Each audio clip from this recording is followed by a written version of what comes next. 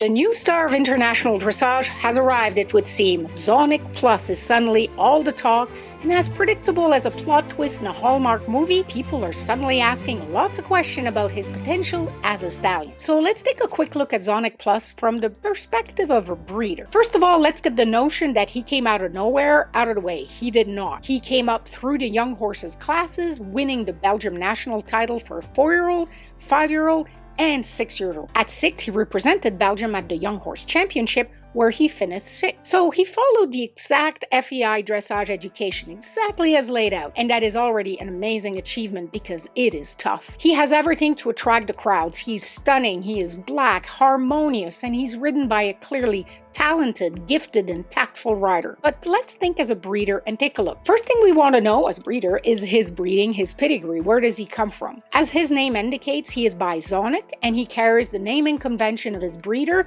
Dressage Plus, that are in Portugal.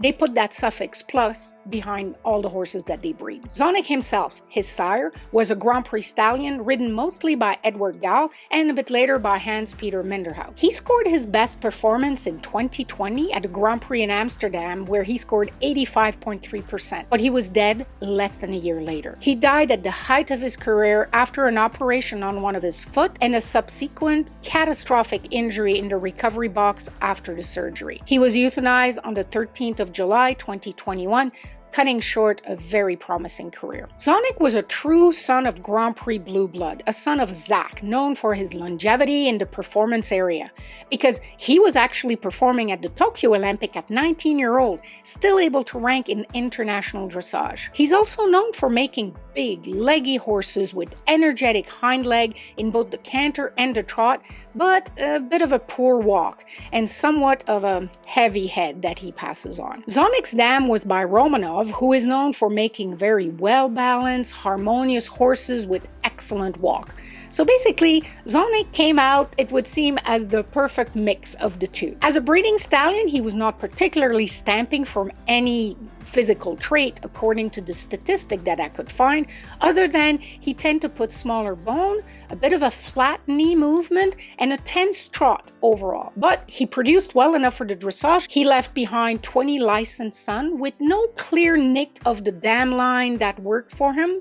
At least, I guess he didn't get to that point. And he has 265 Dutch registered offspring, of which 14 went on to become elite mare and 2 became approved stallion. Horse Telex, which we know is not complete, lists 371 offspring, with 30 of them competing at Prix St. George and above. Not bad at all. Second, as a breeder, we also look at the dam side and her family. His dam, Herdenbloom, is a career broodmare with 10 offspring. Her first son, by Federtans, reached Prix St. George and seemed to have stopped there. Zonik Plus is her 7th foal and the only one performing at this level. Overall, the dam line is very average, with few horses in performance or any with particular accolades. As breeders, we would prefer to see a stronger dam line for sure.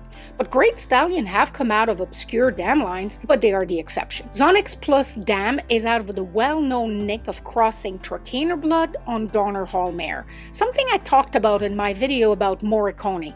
I will put the link down in the description and up here as a card, but you can also find it in my playlist of stallion on my channel. In the case of Herdenbloom, the Trakehner stallion that was chosen was Hohenstein, and Zonik Plus seems to have inherited that refinement. His cute head certainly is not likely to have come from anywhere else in his pedigree. Now, continuing as to what breeders look like, we need the stallions, if we're gonna use them, they need to be approved by a major registry, and Zonik Plus is indeed approved Rhinelander that is now combined with the Hanoverian. The Dutch Warm Blood Breeding Committee took a good look at him, licensed him, but he was not approved. He is, however, now approved with them through the Erkin system. While checking for the basics, as a breeder, we also look to find out if he's offered for breeding at all. I mean, is he available? And if so, is he fertile? Well, he has a couple of foals, I would say a handful of foals. I think I found 6 of them. Clearly right now his focus is on competition, and we can understand why. Now, for those in a rush to consider breeding to him with stars in their eyes,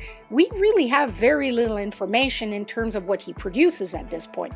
So I can't tell you what he passes on. No one knows. Finally, keep in mind that he is a WFFS carrier, just like his sire. Not a big deal for most breeder as long as the mare has been tested as negative, and it can be a complete showstopper for others. So it is what it is, and to each, your own.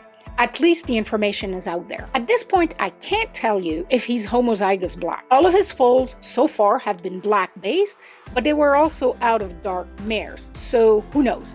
But he could be.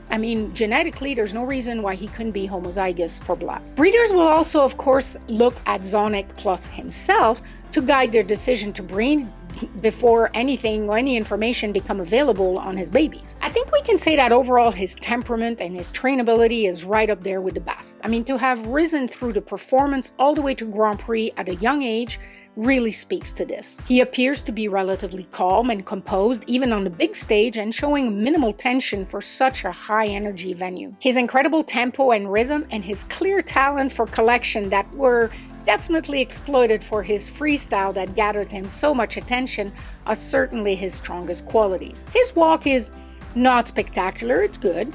His canter is not huge, not like Glamourdale, for example, but he collects so well. He has a very nice neck, beautiful shoulder. He is on the compact side, but just overall a well-balanced animal. From the video of him, we see that he travels straight, and that's always nice to see. Not too much knee action, but clearly enough to get out of his own way. His hind leg is good. It is incredibly under him, giving him that ability to engage and sit. He certainly shows a lot of lift in them during passage and piaffe. Out of all that, what will he pass on? Who knows? But if he was to stamp those qualities, what type of mare would he be a good match for? Well, we can think of a larger, longer mare that would have a good walk, but maybe needing a little bit of refinement, or also mares that could use a bit of better trainability and tolerance for collection. If he doesn't stamp himself, well, then we'll just have to wait to see what his first few foal crops look like and what mare he seems to nick with. But of course, almost like clockwork, like I said, social media was filled with questions about his quality as a stallion, how soon as the video of the freestyle hit. The big question was, of course, wow, what is that horse? How did he manage to, or how did they manage to win over Isabel Worth? Well, with a very, very good performance, obviously. Of course, as breeders, we certainly take notice of a horse that so clearly has the talent and the ability to shine at this level. We would be crazy not to. But we also consider all those things that I mentioned. Of course, there will always be breeders that will want to exploit the fad of a new stunning stallion. I hope this helped you get some perspective on what breeders look at when a new stallion suddenly enters the spotlight. Thanks for watching, and I'll see you on the next one.